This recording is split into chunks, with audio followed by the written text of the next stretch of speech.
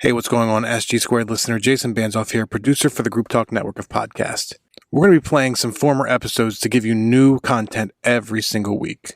Some of these may be from the past couple of years, but they are still relevant today. You may hear something about COVID or some other things that may have gone at that time, so don't be worried. We did not go back in time. However, these are going to be great episodes for you to listen to, so make sure you tune in to SG Squared every single week. Now on to the episode. Hello, and welcome to SG Squared.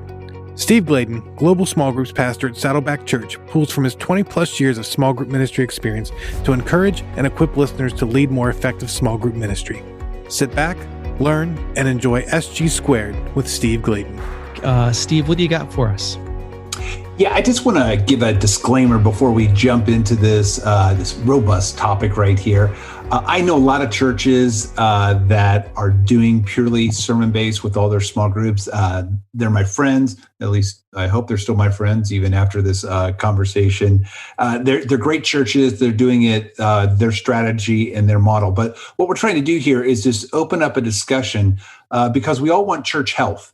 And we want our groups to be as healthy as possible. So let's just jump right in. I think the title of this section is going to be, Is Sermon-Based Curriculum Hazardous to Your Small Group's Health? I think it's a worthy discussion because I know that sermon-based curriculum is kind of like a go-to. And so let me preface this conversation. One is saying, hey, we want to get your opinions, and you can comment on the show on whatever platform you're listening to this on.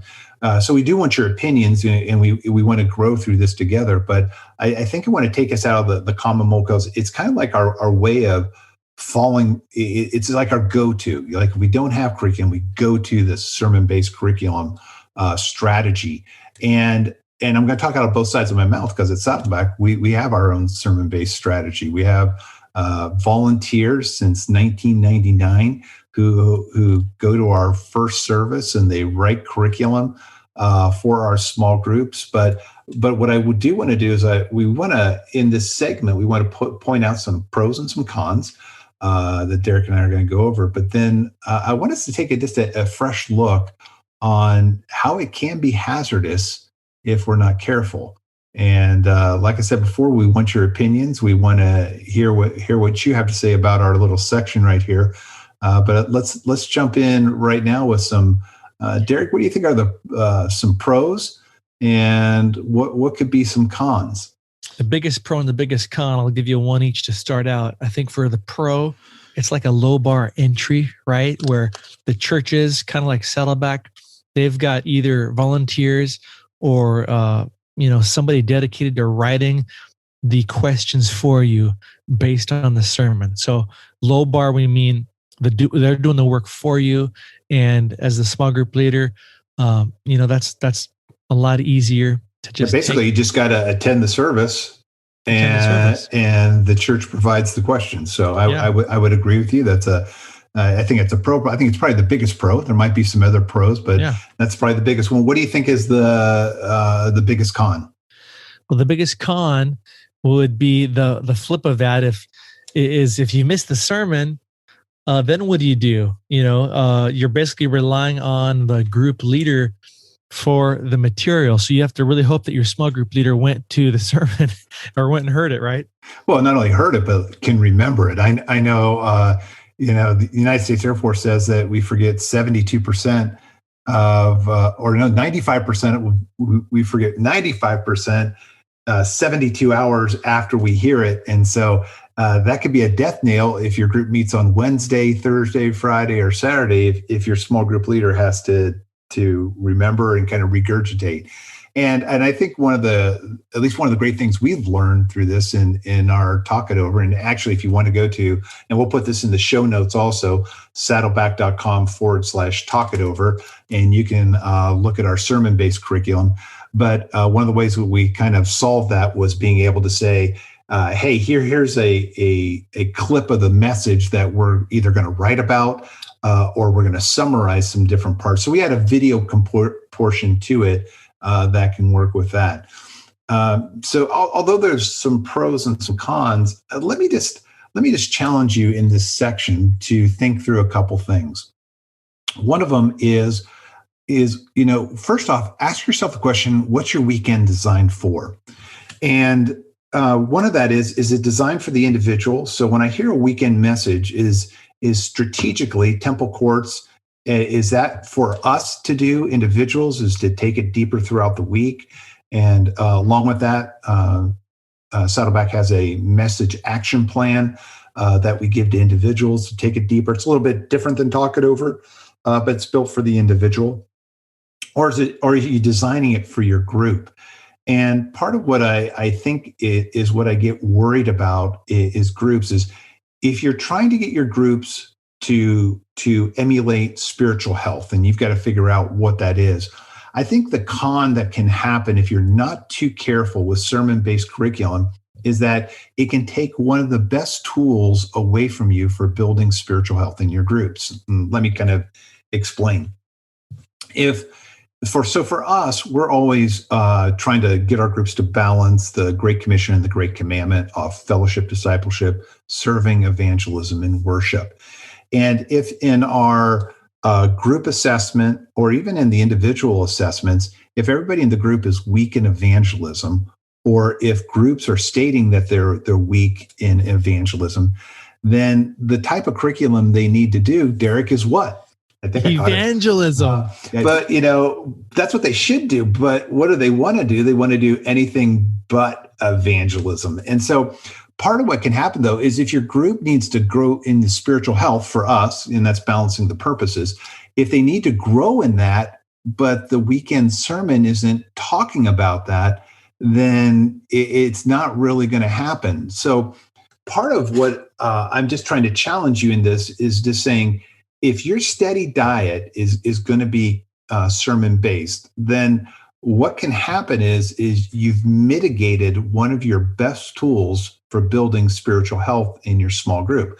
Now, I'm not completely anti-sermon based, because we have it at Saddleback. It's kind of like a both and, because even our small group, we've used it when we've been between things. But where I want to challenge you to think through in your churches is, if you don't have, if you're not clear, first off, if you're not clear on what spiritual health is, then this conversation is mute. Don't worry about it. Just keep doing what you're doing. But if you do have, an end in mind, if you do have where the destination that you want people to get towards in disciple making, then I would just say to you, start to think through and start to boil with you. Is sermon based going to get you there? Is that, or are you mitigating a tool that you need to have? And so just something for you to think about on this trending topic is asking yourself the question, am I using curriculum strategically, or am I abdicating that to just what the weekend message is? And again, don't want to negate what the senior pastor is saying, but at Saddleback, I think we would say we're trying to get that more towards the individual, but use sermon-based or our Talk It Over as a supplement with it. That is a great question that you just asked there, Steve. One other tiny pro that slipped into my mind is, and maybe this is for churches that are on a smaller size or church plants just starting out, budget-wise, sermon-based can be a decent thing to do, if you don't have money or a budget to, buy mass curriculums for the masses, right? Well, yeah. Part of my pushback on that is saying that, at least when you can have skin in the game, most groups can pony up and buy their own curriculum for you. But I hear what you're saying, because it does give you a great opportunity to be able to, at least get some traction, especially if the pastor's going through a sermon series that everybody can do or everyone can benefit from. So there are definitely pros and cons. I think what I want to challenge us to keep thinking through is we only have so many tools to help build spiritual health in our small groups in making disciples. And are we giving up one of our best tools called curriculum for the sake of ease, or is there a challenge that needs to happen in how we do what we do? But like I said, there's lots of pros, there's lots of cons. We want to hear from you, though. Obviously, I think this is going to be an ongoing conversation that I think would be helpful to be able to bring it out. So those of you that are sermon-based churches, it'd be good to hear some. I mean, you're obviously going to have a vantage point that's going to, obviously you believe in it for a reason, and help us learn and grow together as we go down this road. And again, if you want to see what we're doing in sermon base, you can go to saddleback.com/talk it over.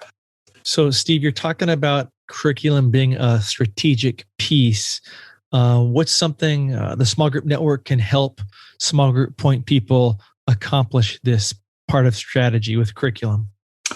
Yeah, I mean, it's a great point. I think there's a couple things. One, obviously, you hate to beat a dead horse, but obviously when you're in a huddle or when you're at the lobby events that we have, then you can talk to other churches and see what they're doing as far as curriculum.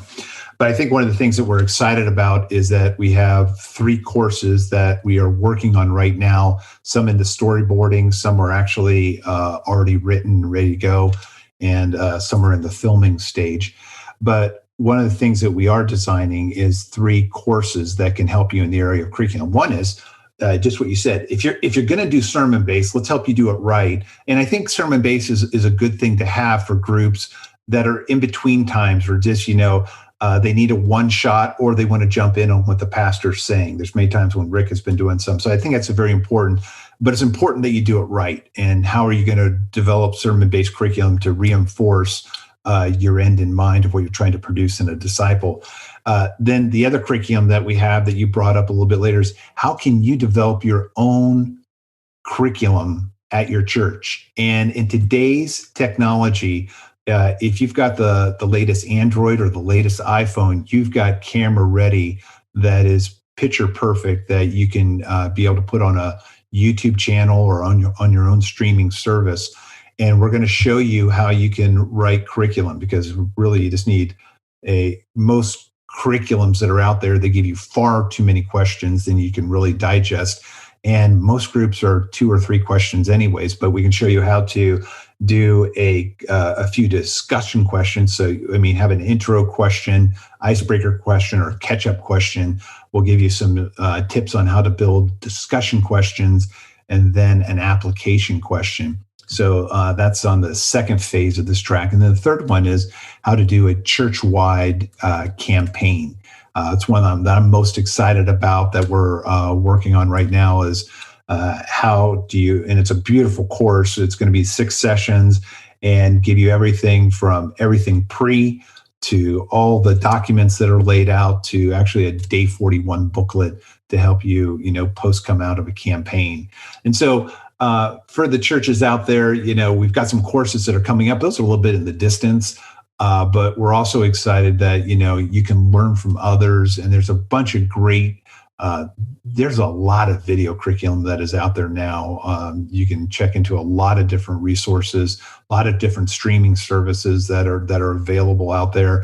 You can go on the Facebook group. You can just type in curriculum and you'll see, all kinds of streaming services that people are talking about. But just to encourage you is that there are resources already built, but we want to help you build them yourself so that your sheep can hear from your shepherd.